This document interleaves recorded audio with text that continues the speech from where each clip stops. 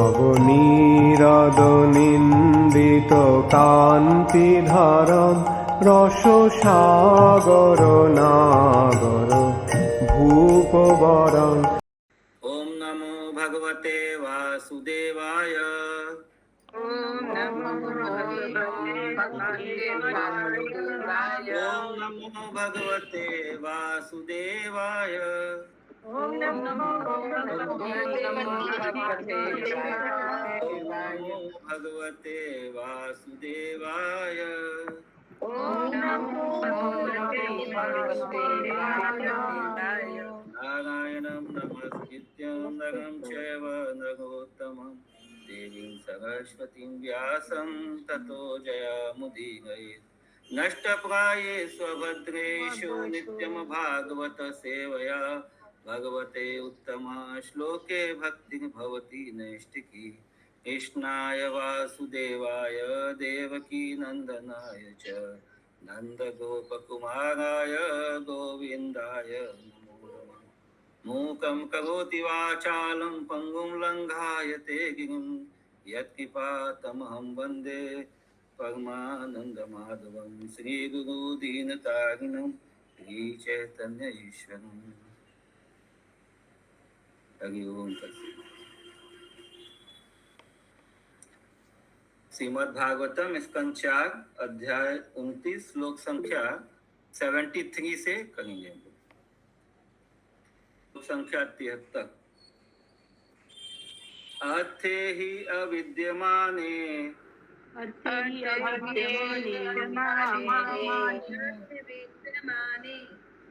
अपि संस्कृति न वर्तते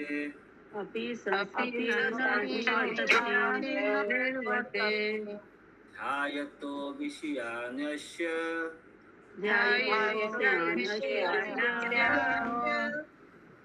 स्वप्ने अनर्थगमो यथा।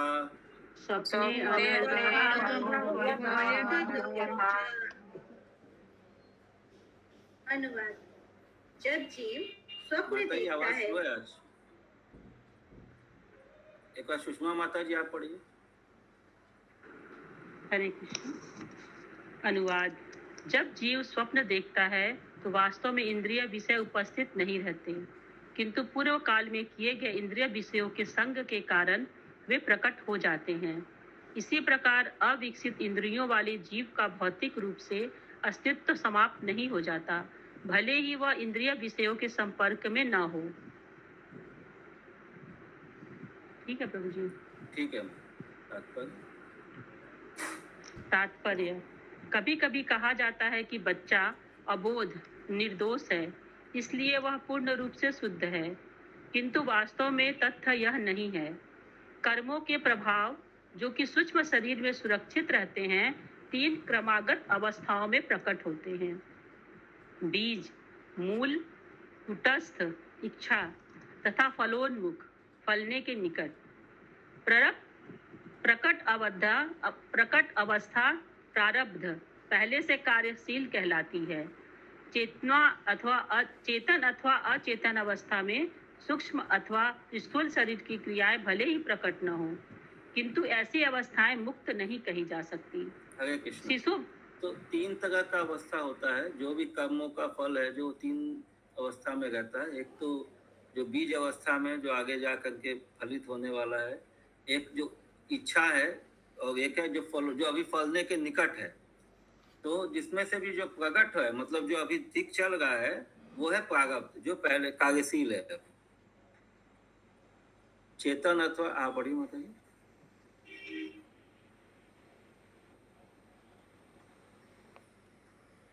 आगे माता। चेतन अथवा अचेतन अवस्था में सूक्ष्म अथवा स्थूल शरीर की क्रियाएं भले ही प्रकट न हो, किंतु ऐसी अवस्थाएं मुक्त नहीं कही जा सकती। मतलब यदि हम लोग सोचते हैं कि कोई बहुत छोटा बालक है या बच्चा है, तो वो एकदम मतलब उसके अंदर ये सब कुछ नहीं है, इच्छा तो ऐसे नहीं, वो इच्छाएं हैं जो सुप्त अवस्था में है, बीज अवस्था में, चाहे ये अन्य अवस्था में है, लेकिन चूंकि अभी इंद्रियां उजागर नहीं है और इसे और इंद्रिय विषय सामने नहीं, इसलिए वो इच्छाएं प्रकट नहीं, लेकिन इच्छाएं वहां पे है। हाँ, शिशु बड़े माता। शिशु भले ही निर्दोष हो, किंतु इसका अर्थ यह नहीं है कि वह मुक्तात्मा है। प्रत्येक वस्तु आरक्षित रहती है और यथा समय प्रकट होती है। मतलब सब सूक्ष्म कुछ शरीर स्टॉक में में है, जब समय आएगा तो वो उजागर हो जाएगा। सूक्ष्म शरीर में किसी प्रकार के प्राकट्य के अभाव में भी इंद्रिय भोग के विषय कार्य कर सकते हैं। ऊपर स्वप्न दोष का उदाहरण दिया गया है, जिसमें भौतिक इंद्रियां भौतिक पदार्थों के प्रकट न रहने पर भी कार्य करती हैं। भले ही सूक्ष्म शरीर में भौतिक प्रकृति के तीनों गुण प्रकट न हो, किंतु इनका दूषण कलमश सुरक्षित रहता है और यथा समय प्रकट होता है। यद्यपि सूक्ष्म तथा स्थूल शरीरों की प्रतिक्रियाएं प्रकट न भी हों, तो भी मनुष्य भौतिक परिस्थितियों से मुक्त नहीं हो पाता। इसलिए यह कहना गलत है कि शिशु मुक्तात्मा के समान निर्दोष होता है। हरे कृष्ण। एवं पंचविधम लिंगम एवं पंचविधं लिंगम् ये वेत्त षोडशं विस्तृतम् एष चेतनया युक्तो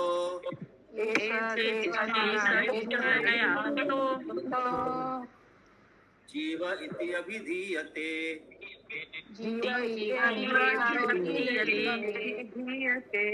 अनुवाद: 5 इंद्रिय विषय, 5 कर्म इंद्रियां, 5 ज्ञान इंद्रियां तथा मन, ये 16 भौतिक विस्तार हैं। ये सब जीव के साथ संयोजित रहते हैं और भौतिक प्रकृति के तीनों गुणों द्वारा प्रभावित होते हैं। इस प्रकार बद्ध जीव के अस्तित्व को समझा जाता है। तात्पर्य: श्रीमद् भागवत गीता 15.7 में भगवान श्री कृष्ण कहते हैं, ममेवांसो जीवलोके जीवभूतः सनातनः मनः षष्ठानि इंद्रियाणि प्रकृति स्थानी कर्षति। इस बद्ध जगत में सारे जीव मेरे ही शाश्वत भिन्न अंश हैं। बद्ध जीवन होने से वे मन समेत 6 इंद्रियों के साथ कठिन संघर्ष करते रहते हैं। यहाँ पे जो इंद्रिय बोल रहे हैं, 5 इंद्रियां जो है वो ज्ञान इंद्रियां हैं और 1 मन, 6। बाकी कर्म इंद्रिय और इंद्रिय विषय को यहाँ पे इस श्लोक में, भागवत गीता के श्लोक में ये इसमें इंक्लूड किया। यहाँ इसकी भी व्याख्या हुई है कि जीव 16 भौतिक तत्वों के संपर्क में आता है और भौतिक प्रकृति के 3 गुणों से प्रभावित होता है। जीव तथा 16 तत्वों का यह समुच्चय मिलकर जीव भूत बनाते हैं, जो बद्ध जीव है और प्रकृति के अंतर्गत कठिन संघर्ष करता है। सबसे पहले समग्र भौतिक जगत प्रकृति के तीनों गुणों से विक्षुब्ध होता है और वे जीव की जीवन अवस्थाएं बन जाती हैं। इस प्रकार सूक्ष्म तथा स्थूल शरीर विकास करते हैं और पृथ्वी, जल, अग्नि, वायु, आकाश इत्यादि अवयव स्वरूप रहते हैं। श्रील माधवाचार्य के अनुसार जब चेतना, जो हृदय की जीवनी शक्ति है, भौतिक प्रकृति के तीनों गुणों द्वारा विक्षुब्ध होती है, तब जीव के सूक्ष्म शरीर के लिए भौतिक अवस्था में कार्य करना संभव होता है, जो मन, इंद्रिय पदार्थों, 5 ज्ञान इंद्रिय तथा 5 कर्म इंद्रियों से युक्त होता है। हरे कृष्ण। 75 अनेन पुरुषो देहान् हरे कृष्ण प्रभु।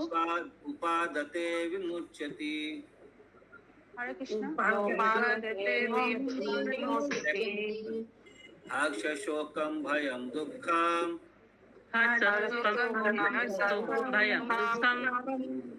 सुखं च अनेन विन्दति। बोलूं माताजी। প্রভু 16টি জড় তত্ত্ব বলতে কি বোঝাচ্ছে? 16টি তত্ত্ব মানে 5টা জ্ঞান ইন্দ্রিয়, 5টা কর্ম ইন্দ্রিয়, আচ্ছা, আর 5টা ইন্দ্রিয় বিষয়। এই 3টে হলো 5 করে 15টা, আর একটা হলো মন। মনকে নিয়ে একটা মন। আচ্ছা, ঠিক আছে। ঠিক আছে। হ্যাঁ, ঠিক আছে। अनुवाद: सूक्ष्म शरीर की क्रियाओं से जीव स्थूल शरीरों को विकसित करता है और त्यागता रहता है। ठीक से पढ़िए। अभी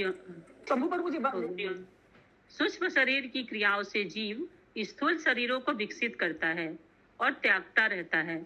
यह आत्मा का देहांतरण कहलाता है। इस प्रकार आत्मा विभिन्न प्रकार के हर्ष, शोक, भय, सुख तथा दुख का अनुभव करता है। तात्पर्य। हरे कृष्णा। सरोज माता ये अनुवाद नहीं समझ में आया। हाँ, अनुवाद। हाँ, सूक्ष्म शरीर की क्या तात्पर्य से समझ में आ जाएगा। वैसे जैसे सूक्ष्म शरीर की क्रियाओं से जीव स्थूल शरीर को विकसित करता है, तो मतलब सूक्ष्म शरीर में जो मन, बुद्धि, अहंकार है, उसमें जो वासना और ये इसका जो इच्छाओं के कारण जो इम्प्रेशंस है, उसी के हिसाब से जो स्थूल शरीर मतलब जो देह मिलता है, स्थूल शरीर को विकसित करता और त्यागता रहता है। एक देह मिलता है, फिर दूसरे पे परिवर्तन होता है, फिर दूसरा देह मिलता है, इस तरह से। ठीक है? अच्छा, इसे आत्मा का देहांतरण कारण वो हर्ष, शोक वगैरह। समझ गए फिर मुझे। सरोज माता जी क्या पूछ रहे हैं? ऐसे ही हाथ खड़ा कीजिए। तात्पर्य।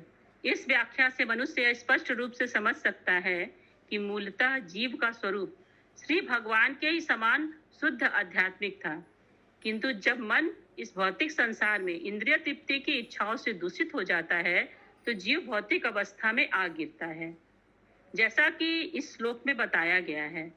इस प्रकार वह अपना भौतिक जीवन प्रारंभ करता है, जिसका अर्थ यह है कि वह एक शरीर से दूसरे में जाता है और भौतिक अस्तित्व में अधिक फंसता जाता है। कृष्ण भावनामृत की विधि, जिसमें मनुष्य सदैव भगवान श्री कृष्ण का चिंतन करता है, वह दिव्य विधि है, जिससे मनुष्य अपनी मूल आध्यात्मिक स्थिति में लौट सकता है। भक्ति का अर्थ है भगवान श्री कृष्ण का सदैव चिंतन करना।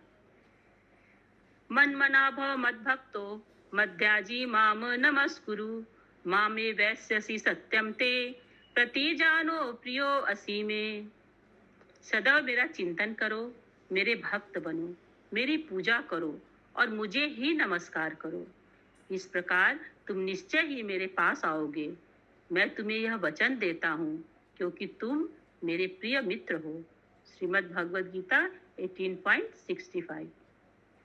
मनुष्य को सदैव श्री भगवान की भक्ति में सेवा में संलग्न रहना चाहिए, जैसा कि अर्चन मार्ग में संस्तुत है। मनुष्य को चाहिए कि मंदिर में श्री विग्रह की पूजा करे और गुरु तथा श्री विग्रह को निरंतर नमस्कार करे। ये विधियां उन लोगों के लिए हैं जो वास्तव में भौतिक बंधन से मुक्त होना चाहते हैं। आधुनिक मनोवैज्ञानिक मन की क्रियाओं, चिंतन, अनुभव तथा कामना का अध्ययन कर सकते हैं, किंतु वे गहराई तक नहीं जा पाते। यह उनके ज्ञान के अभाव तथा किसी मुक्त आचार्य की संगति न होने के कारण है।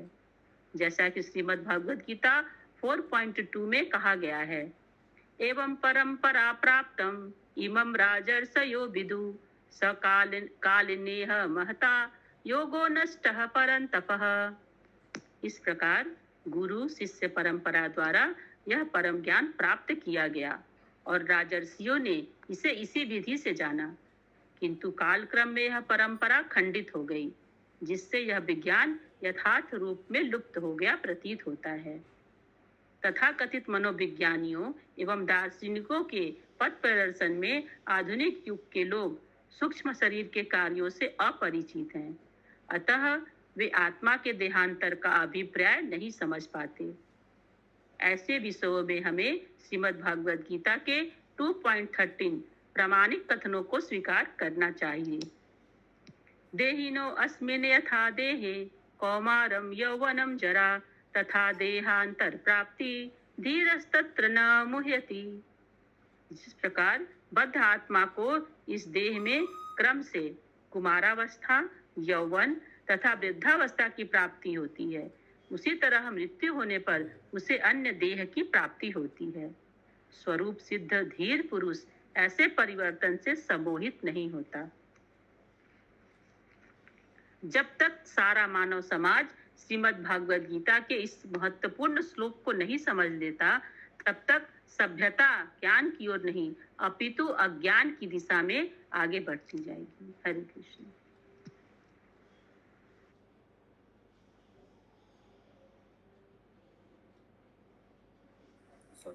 हरे कृष्ण। 76, 77 यथा तृणजलूकेय यथा तीर्णजलोकेयं नापायाति अपयाति च न अपयाति अपयाति नात्यजेन्द्रियमाणो न संजेन्द्रियमाणो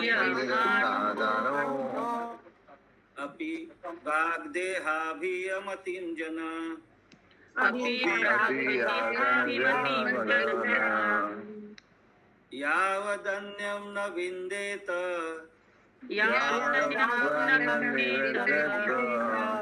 व्यवधानेन कर्मणाम्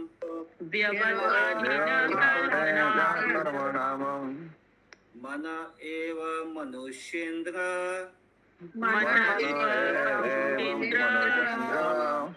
भूतानां भवभावनम्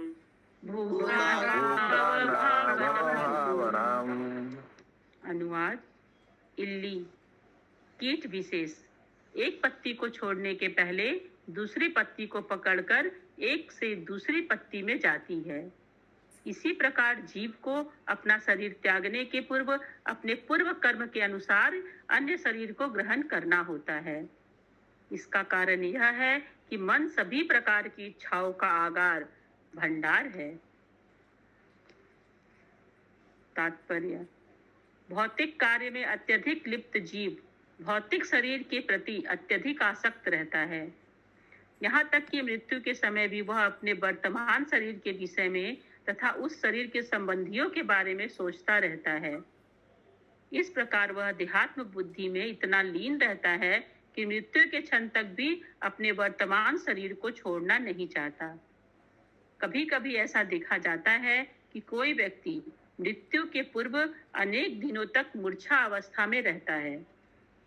यह विशेष रूप से उन तथाकथित राजनीतिज्ञों तथा नेताओं के साथ घटित होता है जो यह सोचते हैं कि उनके बिना सारे देश तथा समाज में अराजकता फैल जाएगी।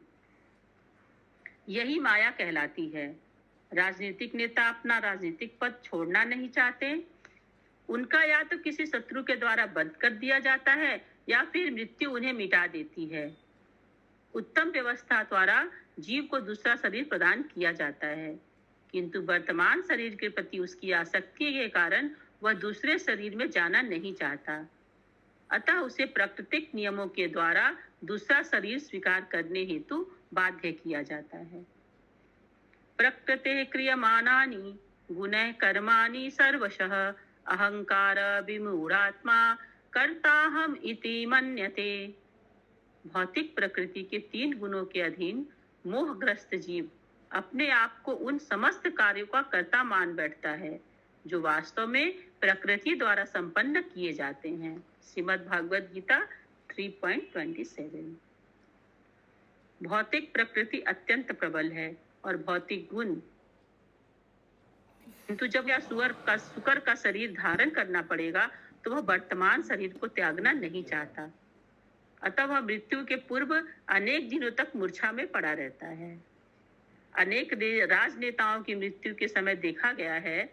निष्कर्ष यह है कि अगला शरीर उच्चतर नियामक द्वारा पहले से ही निश्चित कर दिया जाता है।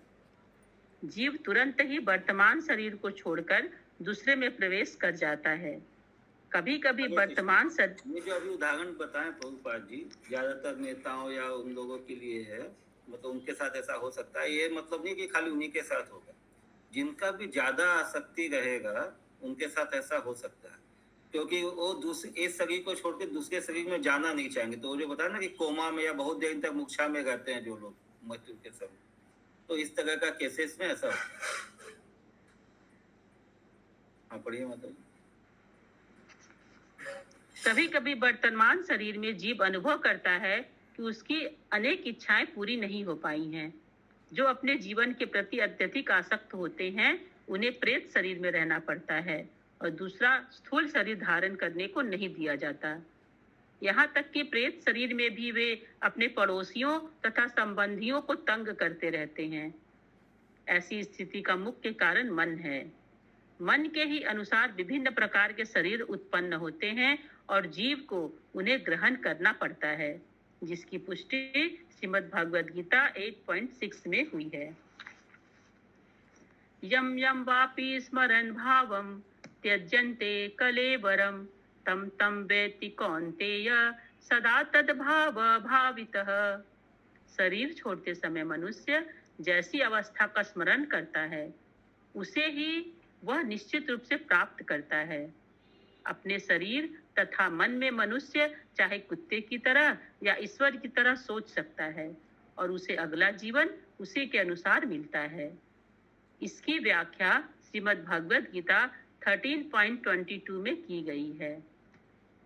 पुरुषः प्रकृतिस्थो हि भुंक्ते प्रकृतिजान् गुणान् कारणं गुण संगो अस्य सद योनि जन्मसु। भौतिक प्रकृति में स्थित जीवात्मा प्रकृति से उत्पन्न तीनों गुणों का भोग करते हुए जीवन शैली अपनाता है। इसका कारण भौतिक प्रकृति के साथ उसका संग है। इस प्रकार वह विविध योनियों में अच्छी तथा बुरी अवस्थाओं को प्राप्त होता है।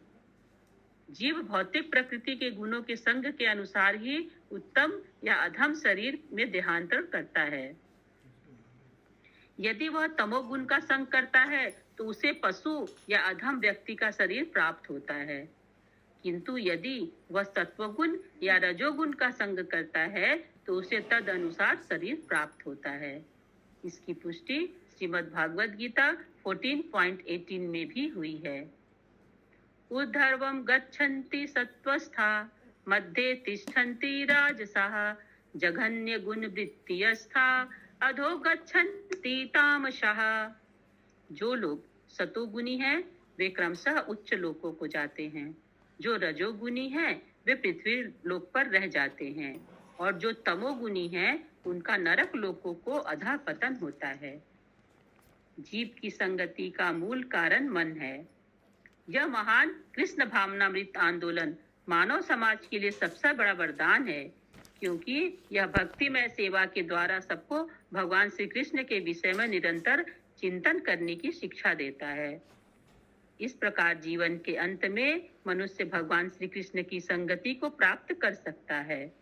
यह नित्य लीला प्रविष्ट अर्थात गोलोक वृंदावन में प्रवेश कहलाता है। श्रीमद् भागवत गीता 18.55 का कथन है, भक्त्या माम अभिजानाति यावन्यश्चास्मि तत्त्वतः ततो माम तत्त्वतो ज्ञात्वा विशते तद अंतरम। केवल भक्ति के द्वारा श्री भगवान के सही रूप को समझा जा सकता है। जब कोई ऐसी भक्ति से परमेश्वर का पूर्ण बोध प्राप्त कर लेता है तो वह श्री भगवान के धाम में प्रविष्ट हो सकता है। कृष्ण भक्ति में मन के पूर्ण रूप से लीन होने पर मनुष्य गोलोक वृंदावन नामक लोक में प्रवेश कर सकता है। पूर्ण पुरुषोत्तम भगवान की संगति को प्राप्त करने हेतु श्री कृष्ण को समझना आवश्यक है। श्री कृष्ण को समझने की विधि भक्ति में सेवा कहलाती है। श्री कृष्ण को यथारूप समझ लेने पर मनुष्य कृष्ण लोक में प्रवेश करने और उनकी संगति करने का पात्र बन जाता है। ऐसे प्रतिष्ठित पद का कारण मन है। मन से ही मनुष्य को कुत्तों तथा सूकरों जैसे शरीर प्राप्त हो सकते हैं। अतः मन को सदैव कृष्ण भक्ति में लीन रखना मानव जीवन की महानतम सिद्धि है। हरे कृष्ण। हरे कृष्ण। कोई प्रश्न है किसी को? श्लोक 78 आज का अंतिम श्लोक।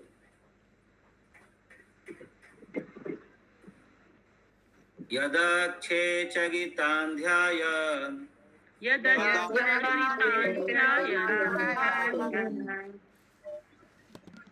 कर्माणि अचिनुते सत्कृत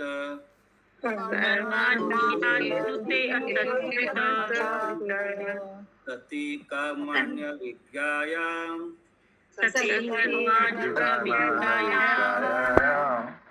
बंधा कर्मण्यनात्मना।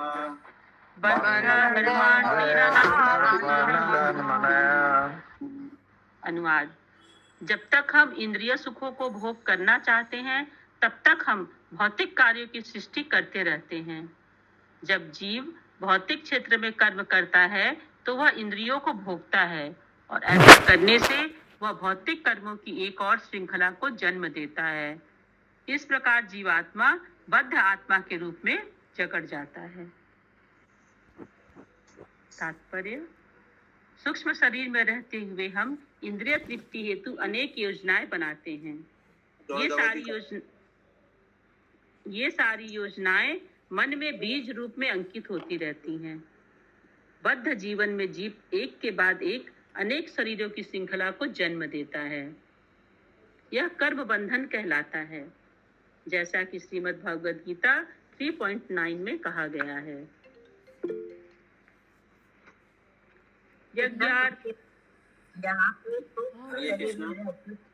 हरे कृष्णा प्रभु यहाँ पे बोल रहे हैं सूक्ष्म शरीर में रहते हुए हम इंद्र तृप्ति की अनेक योजनाएं बनाते हैं।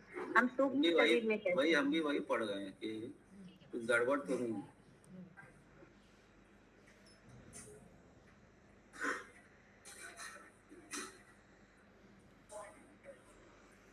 इंग्लिश में देखना पड़ेगा, एक मिनट रुकिए। श्लोका नंबर 24।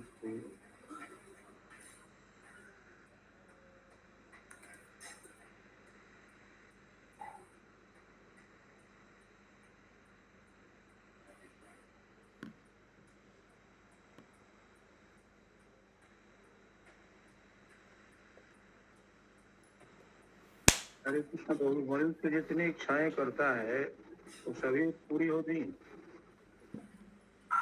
हरे कृष्ण। हाँ, वो सूक्ष्म शरीर ही है। सूक्ष्म शरीर में रहते हुए हम मतलब आत्मा इंद्रिय तृप्ति के हेतु अनेक योजनाएं बनाते हैं। प्रभु सूक्ष्म शरीर मन बुद्धि अहंकार ही होगा ना? हाँ, मन उसी में है ना। तो जो भी योजना बनती है वो मन में स्टोर रहती है। मन में तो मिनटों मिनट में महल बनाते हैं मन में। हाँ। तो बनाने से वो ये नहीं सोचते हैं कि वो जो बन गया वो फिर रह ही जाता है। वो बाद में वो महल के लिए वो घूमना पड़ता है 84 लाख का चक्कर। यह तो कर्म बंधन कहलाता है, लिखा तो यह कर्म बंधन कहलाता है। प्रभुपाद जो तरीका बताए हैं कृष्ण को केंद्र करके, कृष्ण का सेवा के लिए हम लोग यदि सब कुछ कार्य करते हैं तो कोई बंधन नहीं होता। इसके अलावा जो कुछ भी करेंगे उसका बंधन होगा। और जो भी जितना बोलते हैं ना वो इच्छा पूरा होगा उतना ज्यादा पिटाई भी मिलेगा। हाँ, पढ़िए माता जी। जैसा श्रीमद् भगवद गीता 3.9 में कहा गया है, यज्ञार्थात् कर्मणो अन्यत्र लोको अयम कर्म बंधनः। यदि हम केवल श्री विष्णु को प्रसन्न करने हेतु ही कर्म करते हैं तो भौतिक कर्म के कारण बंधन नहीं होता। किंतु यदि हम ऐसा नहीं करते तो हम एक एक करके भौतिक कर्मों में बंधते जाते हैं। ऐसी दशा में यह मान लेना होगा। समझ में आता है कर्म के मतलब यहाँ पे ये कर्म ये नहीं है कि खाली गलत काम या ये पुण्य कर्म पाप कर्म दोनों है। सभी तरह के कर्म जो है बांधने वाले। कोई पुण्य कर्म भी करना है तो उससे भी वो बनता है। ऐसी दशा में यह मान लेना होगा। नहीं करना चाहिए प्रभु जी, पाप नहीं करना चाहिए, पुण्य कर्म भी नहीं करना चाहिए। तब पुण्य कर्म सकाम का मतलब जो अपना ये पुण्य को क्या बोलते हैं ना, उस कर्म का फल भोगने का इच्छा से करेंगे तो नहीं करना चाहिए। कर्म खाली भगवान के लिए ही करना चाहिए। माता जी भोग लगा के सबको निमंत्रण दीजिए, कोई बात नहीं है।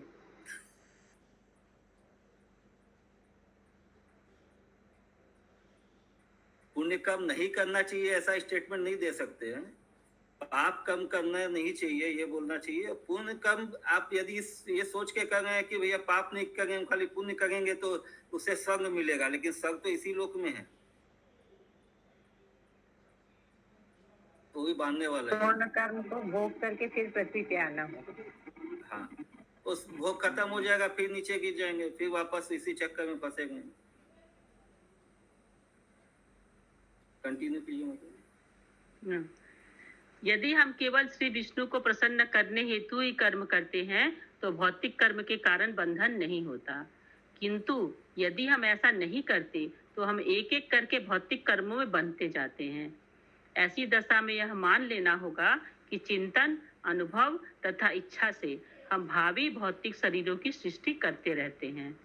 श्रील भक्ति विनोद ठाकुर के शब्दों में, अनादि कर्म फले पड़ी भवार्णव जले। जीव अपने पुराने भौतिक कर्मों के कारण कर्म बंधन के सागर में गिर जाता है। इस तरह भौतिक कर्म के समुद्र में गोता लगाने की बजाय हमें केवल जीवन निर्वाह के लिए भौतिक कर्म करना चाहिए। शेष समय श्री भगवान की दिव्य प्रेममयी सेवा करने में लगाना चाहिए। इस प्रकार मनुष्य को भौतिक कर्म के फल से उबारा जा सकता है। हरे कृष्ण। हरे कृष्ण। 78 तक ही था।